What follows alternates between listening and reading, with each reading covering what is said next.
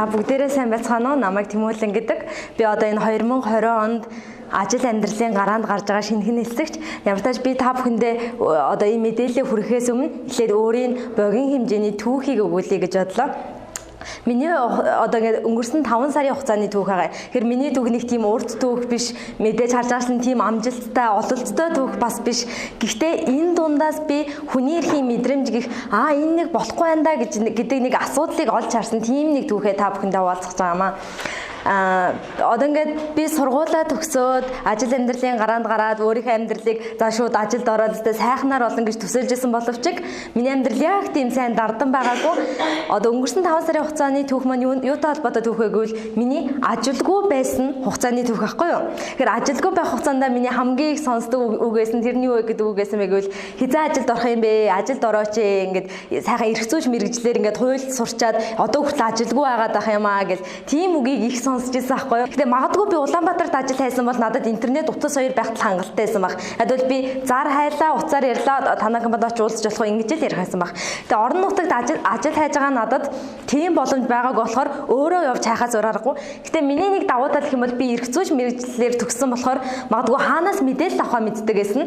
За би одоо төрийн байгууллагад оръё гэж бодсон юм бол би хаанаас мэдээлэл авч болох вэ? Ямар мэдээллийг би авч болох вэ гэдгийг мэддэг гэсэн болохоор өөрөө яваад байгууллагуудын ил тодын самбар гэж байдаг. Тэр самбартаа танилцаад тэндээс мэдээлэл авсан. Гэхдээ тэр дунд би нэг зүйлийг олж харсан хгүй. Тэр нь юу вэ гэхээр энд нэг хүний эрх зөрчигдөөд байна. Энд нэг хүний эрх одоо иргэний эрх зөрчигдөөд байгаа юм байна гэдэг зүйлийг хувьдаа олж харсан. Гэсэн чинь ямар эрх зөрчигдсөн бэ гэвэл өнөөдрийн биний та бүхэнд хэлэх гэж байгаа мэдэх хэрэг гэдэг зүйл байна. Энэ иргэн хүний мэдэх хэрэг гэдэг зүйл зөрчигдөөд байгаа юм биш үү? Иргэн хүн мэдэх хэрэгтэй, албан байгууллагууд ил тод байх үүрэгтэй боловч энэ зүйл зөрчигдөөд байгаа юм байна гэдэг тэр нэг мэдрэмжийг аваад тэр мэдрэмжийнхээ үндсэн дээр та бүхэндээ одоо ингээд хуваалцах гэж байгаа юм. За иргэн хүн мэдэх хэрэгтэй. Тэгвэл ямар байдлаар бид нар мэдээллийг авч болох юм бэ? Мэдэж болох юм бэ гэж байгаа юм. За тэгвэл эхнийх нь бид нар цахим хэлбэрээр мэдээллийг авч болно. Ямар нэгэн байгууллагын вебсайт руу нэвтрээ тэр байгууллагын үйл ажиллагаа санал гомдол хүсэлт юу гэдэг бүхий л мэдээллийг авч болно. За хоёрдугаар юугаар мэдээлэл авч болох вэ гэсэн түрүүн миний хэлсэнчлэн ил тодын самбар гэж байдаг гэж хэлсэндээ энэ самбараар дамжуулан мэдээлэл авч болно. Иргэн танд хэрэгтэй таны авахыг хүссэн мэдээлэл энэ самбар дээр байх ёстой. Үйл ажил тухайн байгууллагын үйл ажиллагаа, хүний нөөц, төсөв санхүү бүх мэдээлэл энэ дээр байдаг. Гэхдээ энэ дунд иргэний эрх зөрчигдсөн тохиолдлууд байгаа юм. Зарим байгууллагуудын самбар яг зөв хуулийн дагуу яг иргэн зориулагдсан байдаг бол зарим байгууллагуудын самбар тийм байдаггүй. Зүгээр л самбараа дүүрэх гэж ямар нэгэн мэдээлэлээр дүүрэх гэж тавьдаг. Одоо жишээ харах юм бол энэ тентхийн поструудаар дүүргдэг самбаруудаа. Цагдаагийн байгууллагаас гаргасан постэр гэдэг юм уу, байгаль орчны газраас гаргасан постэр гэдэг юм уу, зүгээр поструудаар дүүргдэг нэг талдаа. За хоёр дахь нь юу юм бэ гэхлээр зүгээр шалгуулахын тулд самбарыг байршуулдаг. Хэн нэг нь ирээд шалгахад манай бүх мэдээлэл бүрэн байж байгаа хангалттай гэдэг. Гэтэл тэнд чинь иргэн ирээд үзнэ гэдэг ойлголт байдаг болсон. Иргэн ирээд үзэхэд энэ мэдээлэл ойлгомжтой байна уу нэгдүгээрт, хоёрдугаарт ямар иргэн үзэхэд тохиромжтой юм бэ энэ мэдээлэл гэдэг тийм ойлголтууд байхгүй байгаа юм байна гэдэг зүйлийг олж авсан. За тэгвэл бидний мэдэх хэрэг нэг хуулиар баталгаажсан байдаг юм байна. Тэр нь ямар хууль вэ гэсэн чинь мэдээллийн ил тод байдал ба мэдээлэл авах эрхийн тухай хууль гэж байдаг юм байна.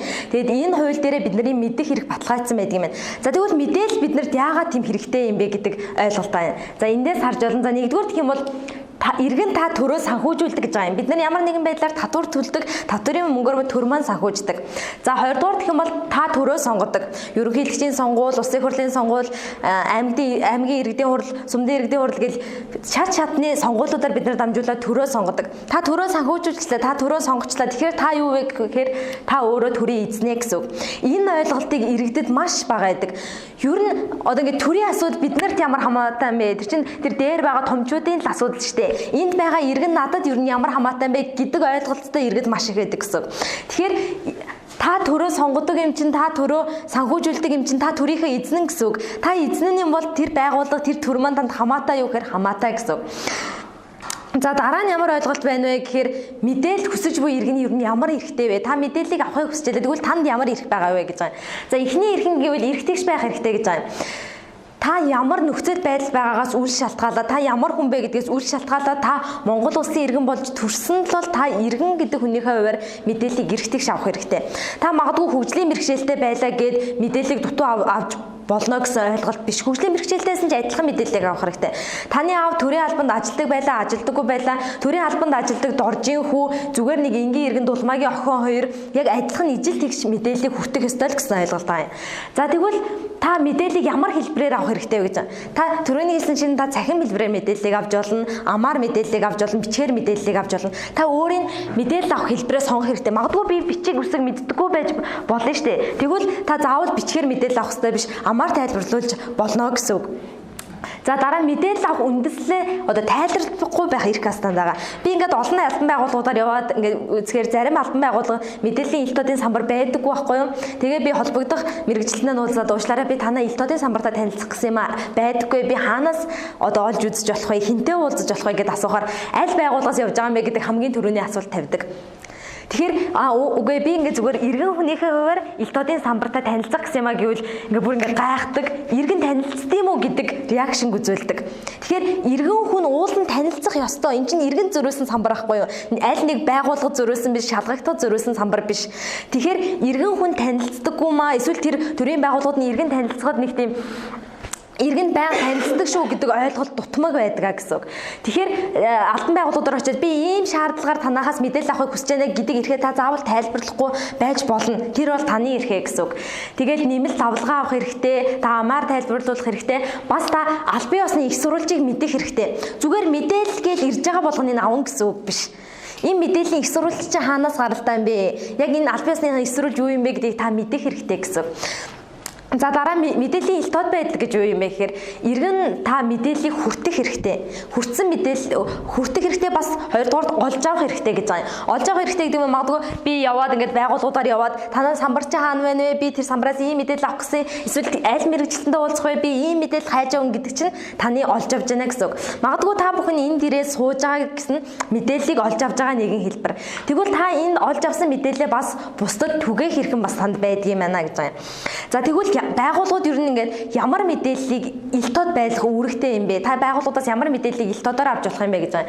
За нэгдүгээр тэгвэл тухайн байгууллагын үйл ажиллагааны мэдээллийг иргэн та олж авч болох нь, хүний нөөцийн мэдээллийг болох нь, надад хэрэгтэй байсан мэдээлэл бол энэ хүний нөөцийн мэдээлэл ахгүй юу? За гурав дахь нь төсөө санхүүгийн мэдээллийг таас элтодоор авч болох нь, дараа нь болон төрийн болон орон нутгийн өмчийн хөрөнгөөр бараа ажил үйлчлэгээ худалдан авах ажиллагааны мэдээллийг та бас нээлттэйгээр олж авч болох нэ. Ийм мэдээллүүдийг нээлттэй байх үүрэг нь байгууллагуудад байдаг юм байна. За дараа нь нэг асуудал гарч ирнэ. Хүн болгоны ярьдаг асуудал. Тэрний юу вэ гэвэл өнөөгийн нийгэмд хамгийн их яригдж байгаа асуудлуудын нэг хүнд суртал гэдэг асуудал. Төрийн алба хүнд сурталтай байна, төрийн албан хаагч хүнд сурталтай байна гэдэг зүйлийг маш их ярьдаг. За тэгвэл энэ төрийн алба яагаад хүнд сурталтай байгаад байгаа юм бэ? Төрийн албаагч яагаад хүнд сурталтай болоод байгаа юм бэ? Энэний гол үндсэн шалтгаан нь иргэн та өөрөө гэж байна. Гэтэл яагаад төрийн алба хүнд сурталтай байгаа, төрийн албаагч хүнд сурталтай байгаа нь иргэн надаас олж байгаа гэж та магадгүй бодож магадгүй. Тэгвэл шалтгаан нь гэх юм бол мэдээлэлгүй иргэн та, мэдээлэл авдаггүй иргэн та, мэдээлэлээ нэгтгэхгүй иргэн та, мэдих эрхээ хэрэгжүүлж чаддаггүй иргэн та өөрөө төрийн алба хүнд сурталтай болоод байгаа их үүсвэрийг бий болгоод байгаа юм гэсэн үг.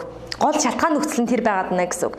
Тэгэхээр мэдих гэдэг чинь таны эрх боловч таны хүртэх ёстой зүйлийг та бас хүртэж чадахгүй байгааны гол их үүсвэрэн болоод байна гэж байна. За дараагийн мэдээлэл гэх юм бол энэ 2015 он болон 2018 оны энэ хоорондохыг хүн суртлын индексийн 2018 оны тайлангаар харьцуулсан байгаа юм. За тэгэхээр хүн суртал харьцуулаад ерөн хүн суртал чинь тодорхой хэмжээнд буураад байгаа юм байна шүү. 2015 онд төрийн алба ер нь элтод байдал ямар байдаг вэ гэдгсэн чинь сайн гэдэг нь 2% байсан бол 18 онд 12% болсон байна. За дараа нь дунд гэдэг нь 19% болсон бол 44 болсон байна. Муу гэдэг нь 72-ээс бол 39 болсон байна. Ер нь тодорхой хэмжээнд хүн суртал гэдэг зүйл чинь багасаад байна гэдэг судалгаа гарсан байна л да. За тэгвэл энэ яагаад багасаадсан их үүсвэр нь юу юм бэ гэвэл иргэд мэдээлэлтэй болж байгаа юм байна. Иргэд мэдих хэрэгээ хэрэгжүүлж байгаа юм байна гэдэг нэг ойлголт болж байгаа. За мэдих хэрэгтэй байна бид нар. За тэгвэл мэдээллийг олж авъя. Тэгвэл мэдээлэл болгоныг хүлээгээд аваад ах уу? Ер нь сошиал дээр, нийгмийн сүлжээн дээр байгаа бүх мэдээллийг үнэн гэж хүлээж авах уу гэдэг бас нэг асуудал гарч ирнэ. Одоо нэг нь постыг харъя л да. Нэг хүн нийгэм зүгээр нэг тийм инээдтэй байдал үүсгий, жоохон инээ, хөвгөлтийн ягаад заавал сөрөг байх хэрэгтэй гэдэг үүднээс нэг нь ийм постыг оруулсан байна. За энэ постын маань утга юу вэ гэсэн чинь 2 дугаар сарын 19, 30, 31-ний 3 өдөр ажиллах Ажилд нь хайж байна. Өдрийн цалин 300 мянга гэж байгаа юм. Тэгээд хамгийн гол нь календараа харцгаа залгаараа гэд ийм постыг байршуулсан чинь уул нь яг хөгжилтэй байна гэж бодсон. Гэвч эсэргээрээс нь сөрөг комент, сөрөг сэтгэл маш их хийсэн. Тэгээд хүмүүсийн асууж байгаа зүйлсүүд хамгийн дийлэнх нь юу байсан бэ гэвэл нэгдүгээр холбогдох хугацаа бичээч гэдэг асуулт хийсэн. За хоёрдугаар юу юм бэ гэвэл 300 өдрийн 300 сая төгрөгийн цалинтай ажил гэж юу байд юм бэ? Ямар ажил хийх гээд байгаа юм бэ? Яах гэж ингэж худал мэдээлэл түгээж идэг гэдэг сөрөг сэтгэлүүд ихээсэн гэж байгаа байхгүй юу? Магадгүй та мэдээллийг зүгээр нэг талаад харцсан бол зүгээр ганцхан минут зарцуулаад 2 дугаар сар гэдэг энэ үгийг хараад календараа харцгаа залгаараа гэдэг энэ үгийг хараад та 2 дугаар сарыг харсан бол 2 дугаар сар хэдэн хоногтой вэ? 28 хоногтой шүү дээ. Тэгэхээр 29, 30, 31 дугаар хоногуд байх нь уу? Байхгүй нэ. Тэгээд инээхсдээс юм байна. Өө ямар инээдтэй юм бэ? 29, 30, 31 дугаар хоногуд гэж 2 дугаар сард байхгүй шүү дээ гэд инээхсдээс юм байна. Гэтэл нийгэм маань энийг сөрөг сэтгэлээр хүлээж авсан. Яагаад вэ гэвэл хамгийн гол асуудал нь нөгөө нэг мэдээллийг нэгтэлдэггүй ойлголт байгаа юм. Мэдээлэл биднэрт байна, мэдээлэл байна гэдэг боловч мэдээллийг нэгтэлж хардаггүйд гол их үүсвэрэн байгаа гэсэн үг. Та мэдэх хэрэгтэй. Байгууллагууд илтод байх хэрэгтэй. Та илтод байдлыг шаардах хэрэгтэй. Хүссэн мэдээллээ байгууллагуудаас олж авах хэрэгтэй. Хүний нөөц, санхүү, тэгээд үйл ажиллагаа. Тэгээд мэдээллүүдийг олж авах хэрэгтэй боловч та мэдээлэл болгоныг хүлээж авах ш. Тухайн мэдээлэл яг үнэн үү? Их сурвалж нь юу вэ? Энэ яг зөв мэдээлэл үү гэдгийг ганцхан минут болгож гаргаад нэгтэлж үзээч. Эрхээ мэддэг байгаа ч, эрхээ хэрэгжүүлдэг байгаа ч гэдэг ойлголтыг л нийгэмд өгөхийг хүсэж байгаамаа. Анхаарал хандуулсан явдал баярлалаа.